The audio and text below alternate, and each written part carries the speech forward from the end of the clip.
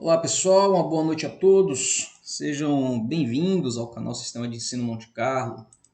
Esse canal feito para você, estudante.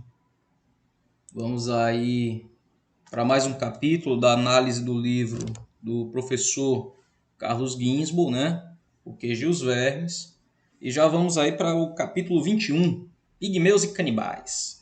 Já vou adiantando que vamos ter alguns tópicos sobre canibalismo, tá? Então aqueles mais sensíveis, aqueles que são adeptos do mimimi, né?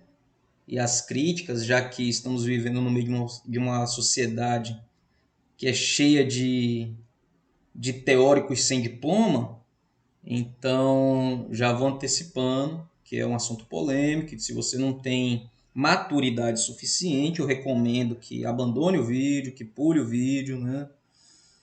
E também não faço uma defesa, nem sou contrário ao culto da antropofagia, mas nós temos que tocar nesse assunto, tá? Somos pessoas do iluminismo, somos humanistas, temos também princípios antropológicos e precisamos respeitar e tolerar as culturas diversas, né? Então, tudo que nós colocamos aqui, vale ressaltar, é para nível de pesquisa, estudo, conhecimento e não de crítica, tá certo?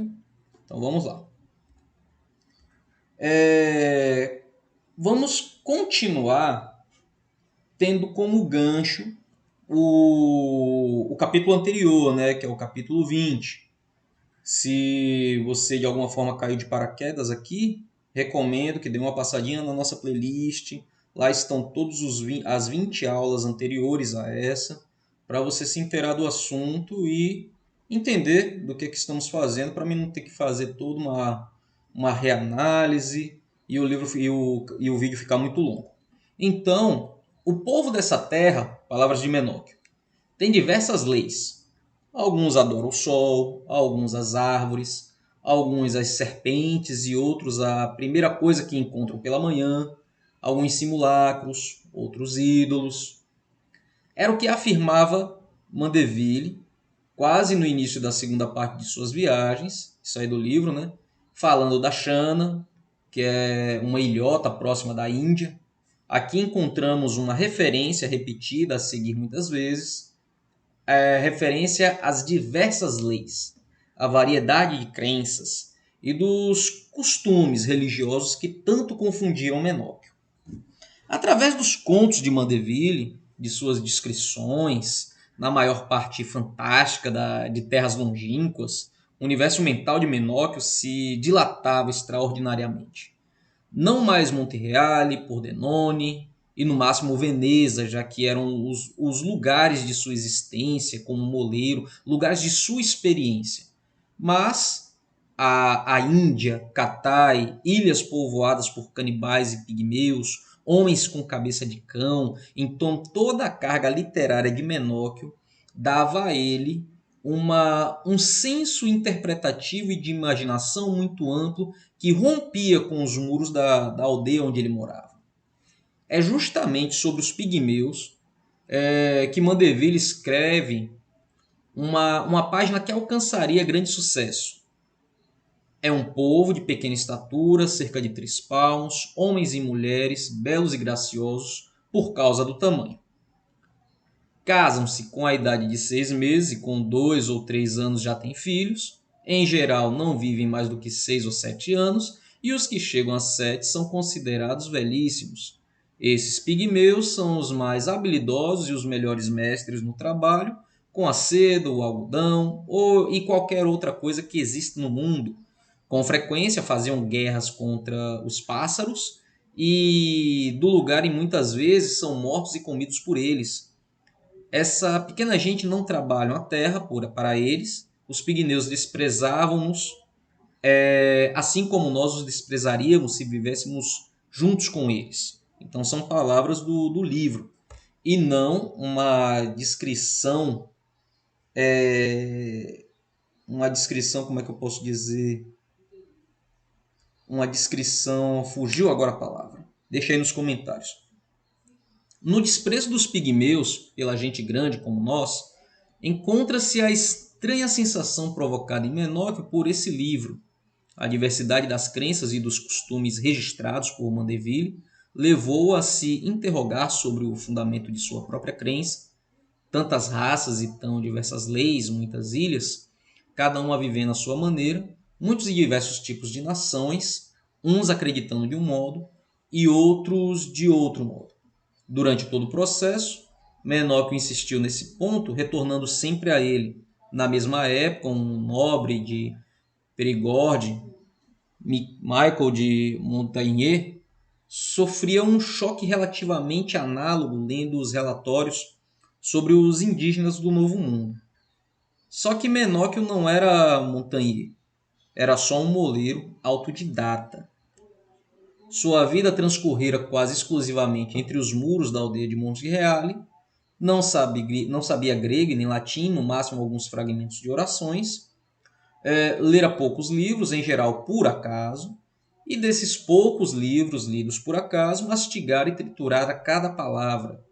Ele os ruminava durante anos, e durante anos palavras e frases fermentaram em sua cabeça, e um exemplo esclarecer os mecanismos dessa longa e cansativa reelaboração, onde no capítulo 148 das Viagens de Mandeville, intitulado Da Ilha de Dundina, onde se comem uns aos outros quando não podem escapar, e do poder do seu rei, o qual é senhor de 54 outras ilhas e de muitos tipos de homens que viviam nessa ilha. Menóquio encontrara a seguinte página. Observa só. Nesta ilha existe gente de natureza diversa. O pai come o filho come o pai, o marido come a mulher e a mulher come o marido. Quando o pai ou a mãe ou então algum de seus amigos doente, imediatamente o filho ou outra pessoa procura o padre da sua religião para pedir-lhe que consulte o ídolo deles. Este, por ter o diabo por trás, lhe diz que aquele não morrerá dessa vez e ensina a eles o modo de curá-lo. Assim o filho retorna, conta ao pai e faz que o ídolo lhe ensinará até que ele sai. O mesmo fazem os maridos das mulheres, os amigos um pelo outro. E se o ídolo disser que é caso de morte, o padre acompanha o filho e a mulher, ou então o amigo doente, e lhe mete um pano na boca para asfixiá-lo, e assim, sufocando, matam-no cortando, em seguida seu corpo em pedaços. Todos os amigos aparecem para rezar e comer daquele corpo morto. Reúnem quantos pífaros podem ter e assim comem em grande festa e com grande solenidade. Quando acabam de comer, recolhem os ossos e os enterram cantando com grande festa e muita música. Os amigos e parentes que não participam dessa festa são recriminados e sentem muita vergonha e dor, porque não são mais considerados amigos. Dizem que comem a carne para liberar o amigo do sofrimento. Se a carne é muito magra, os amigos dizem que foi um pecado deixá-lo definhar e sofrer tanto e sem razão. E se a carne é gorda, dizem que está bem e que logo mais estará no paraíso e que não teve sofrimento. Essa descrição do canibalismo ritual atingiu Menóquio profundamente, como atingira Leonardo, que dela extraiu o motivo para investir contra a maldade dos homens, se entende-se que o ato de antropofagia é uma maldade. Isso do ponto de vista externo, tá? Isso do ponto de vista de uma cultura que acha que a dele é a superior. Isso emerge com clareza no interrogatório do dia 22 de fevereiro, onde o vigário-geral perguntou pela enésima vez: diga-me quais eram os companheiros de ideias. Menóquio respondeu: Senhor, nunca encontrei ninguém com essas opiniões. As minhas opiniões saíram da minha própria cabeça. É verdade que li um livro que foi emprestado pelo nosso capelão André de Marin, que hoje vive em Monte Real, intitulado Segundo Cavalier Joanne de Mandeville. Acredito que fosse francês, impresso em língua italiana vulgar. Ele me emprestou há uns 5 ou 6 anos, mas eu já o devolvi há 2 anos. Esse livro tratava de viagem para Jerusalém e de algumas divergências entre gregos e o Papa. Tratava também do grande Khan, da cidade de Babilônia, também tratava de Preste João, de Jerusalém e de muitas ilhas, cada um vivendo à sua maneira.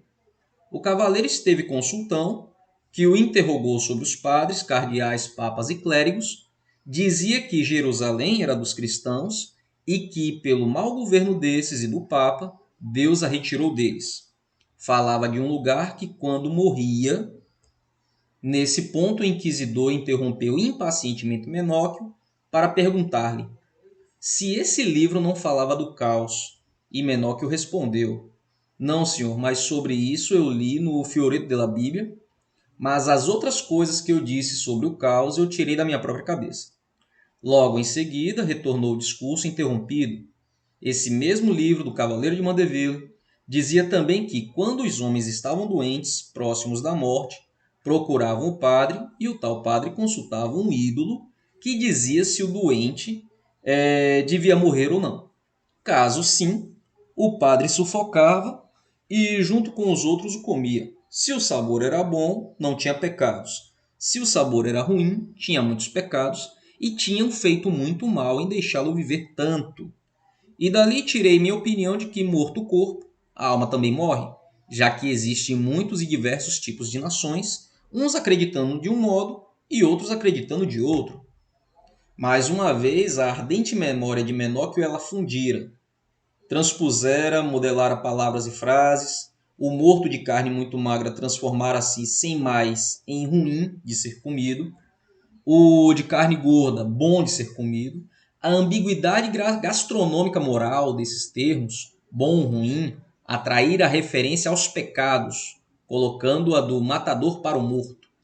Portanto, quem era bom de ser comido não tinha pecados. Quem era ruim de ser comido estava cheio de pecados. Nesse ponto, precipitara-se a dedução de Menóquio. Além existe, não existe apenas a recompensa futura. O paraíso e o inferno são dessa terra, a alma é mortal. Como sempre, Menóquio deformava agressivamente, só que de forma involuntária, o texto.